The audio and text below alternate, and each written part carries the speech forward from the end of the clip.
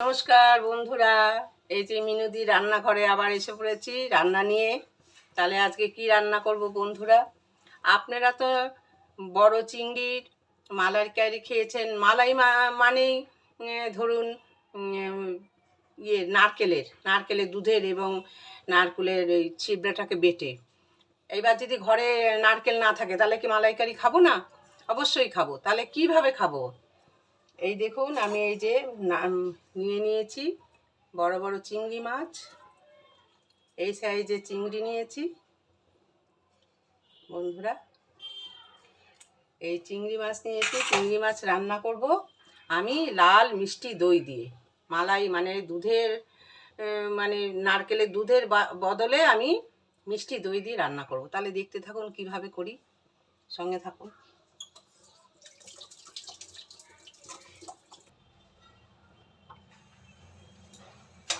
তাহলে এবার বন্ধুরা মাছটাকে একটু ভেজে নেই। বড় গলদা চিংড়ি নিয়েছি আমি।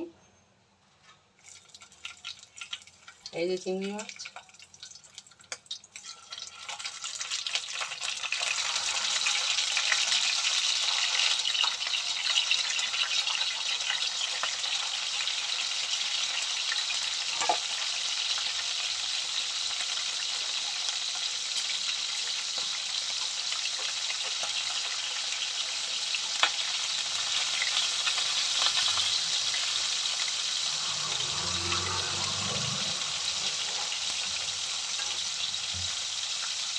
বেশি ভাজলে হবে না।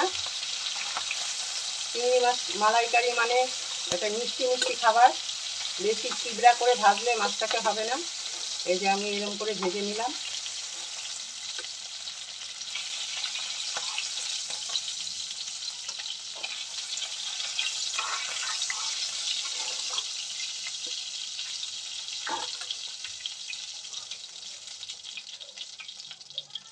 এবার আমি গোটা গরম মশলা দিয়ে দিলাম, এলাচ, দারচিনি, একটু জিরে দিয়ে দিলাম। জিরেটা ইচ্ছা হলে দেবেন, নালে দেবেন না। তেজপাতা দিয়ে দিলাম, শুকনো লঙ্কা দিলাম একটা,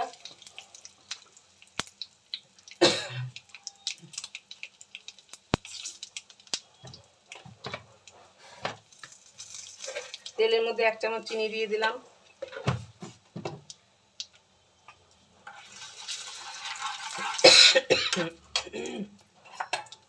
এবার এই যে পেঁয়াজ বাটাটা দিয়ে দিলাম।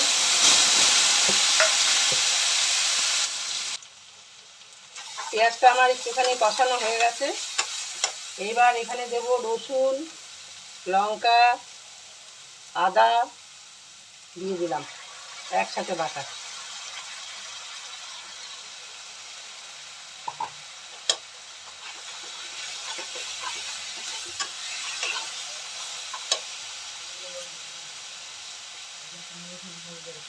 মশলাটা যাতে পুড়ে না যায় সামান্য একটু জল দিলাম।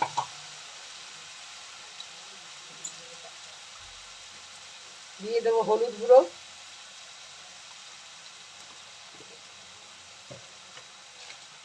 সামান্য ধনে গুঁড়ো,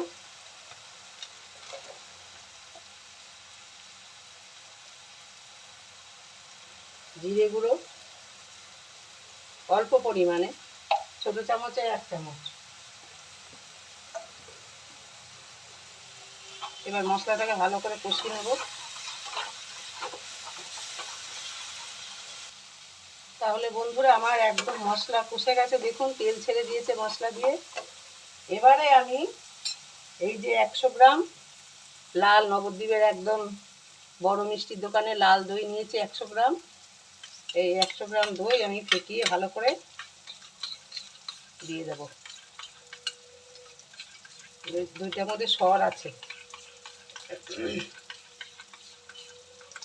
ফেটিয়ে দেওয়ার কারণ হচ্ছে যাতে মানে দানা দানা না হয়, সেই জন্য।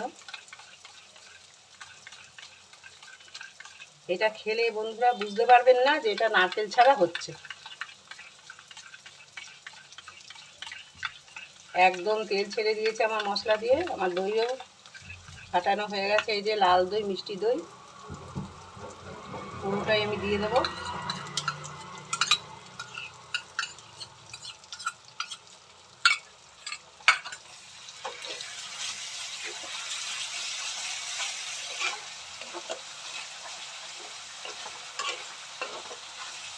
আমি জল দিচ্ছি আজকে, আপনারা যদি চান তাহলে দুধ দিতে পারেন, দুধ দিলেও ভালো লাগবে। আমার এখনো ঘোষ আসেনি তাই আমি দুধ দিতে পারলাম না, জল দিয়ে দেবো।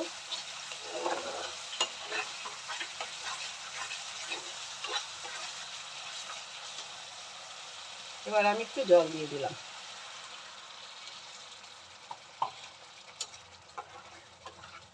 নারকেল যদি বাড়িতে না থাকে তাহলে কি আমরা মালাইকারি খাবো না? অবশ্যই খাবো, এইভাবে খাবো। এটা একটা খুব সুস্বাদু রান্না, খেতে দারুণ টেস্টি হয়। ঝোল ফুটে গেছে বন্ধুরা, ভাজা মাছগুলো দিয়ে দিলাম। এই যে ভাজা মাছের তেলটা, এটা দিয়ে দিতে হবে। এটা চিংড়ি মাছের ভাজার তেলের খুব টেস্ট, এটাকে এইভাবে দিয়ে দিতে হবে।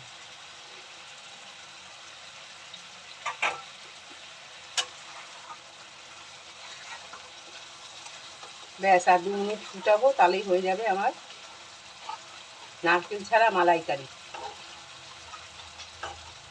চিংড়ি মাছের মালাইকারি কমপ্লিট রান্না। এবারে একটু ঘি গরম মশলা দিয়ে দেবো।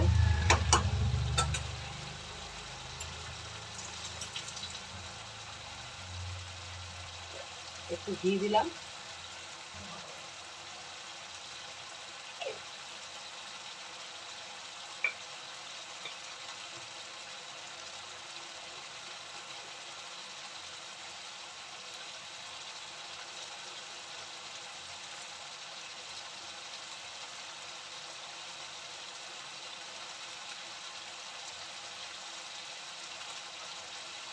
আর গরম মশলা দিয়ে দিলাম।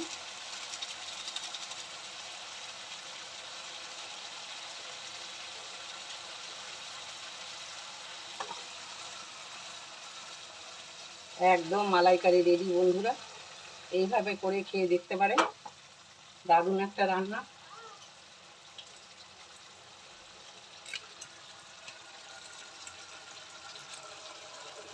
দেখুন,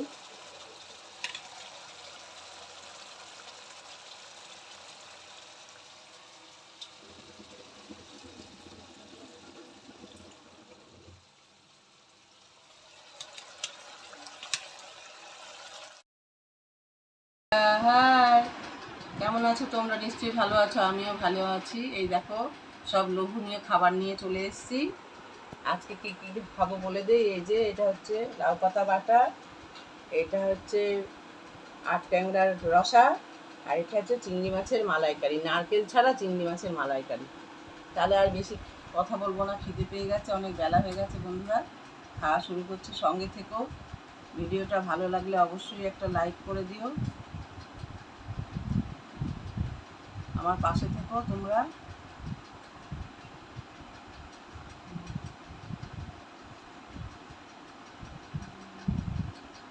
লাউ পাতা বাটা,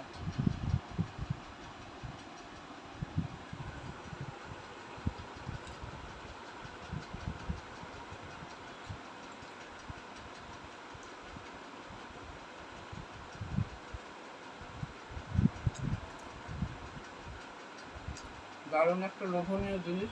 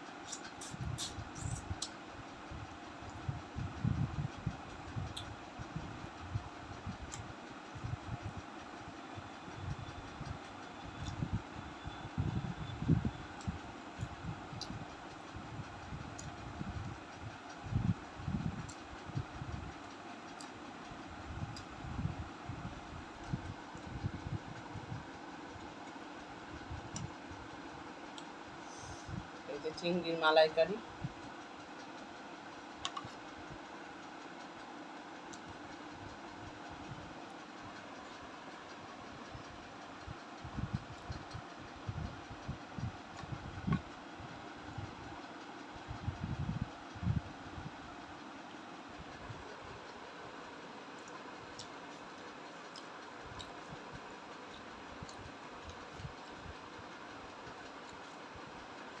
অসাধারণ হয়েছে বন্ধুরা।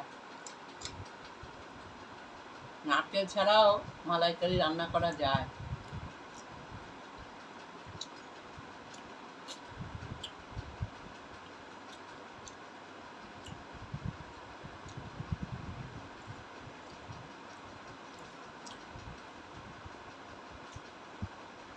এইভাবে রান্না করে খেয়ে দেখবেন। সবসময় নারকেল থাকে না, নারকেল থাকলেও ছাড়ানোর লোক থাকে না। নারকেল ছাড়াও, পোড়াও, তাকে পেস্ট করো, দুধ বের করো, অনেক ঝামেলা।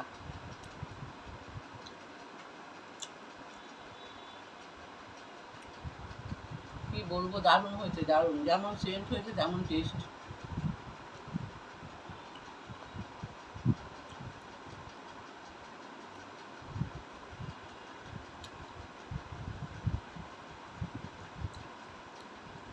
হুম।